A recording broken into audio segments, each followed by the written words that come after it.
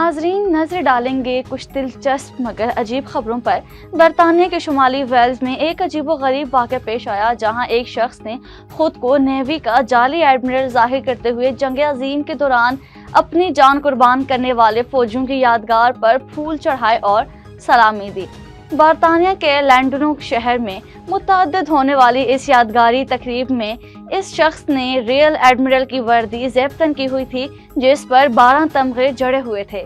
یہ شخص جس کی شناخت ابھی تک معلوم نہیں ہو سکی متعدد بار ایسی تقریبات میں شرکت کر چکا تھا، لیکن اس بار اس کا جعلی انداز اور فوجی یونیفارم ماہرین کے لیے سوالات کا باعث بن گیا۔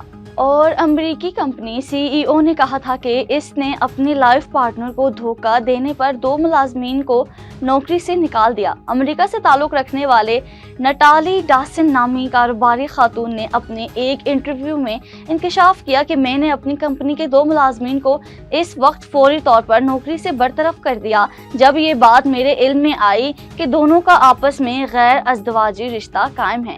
امریکی خاتون نے بتایا کہ میں اس طرح کی بددیانتی کو اپنی کمپنی کے ماحول کے لیے خطرہ سمجھتی ہوں کیونکہ میرے نزدیک ذاتی اور پیشہ ورانہ اخلاقیات ایک دوسرے سے جدا نہیں کی جا سکتی۔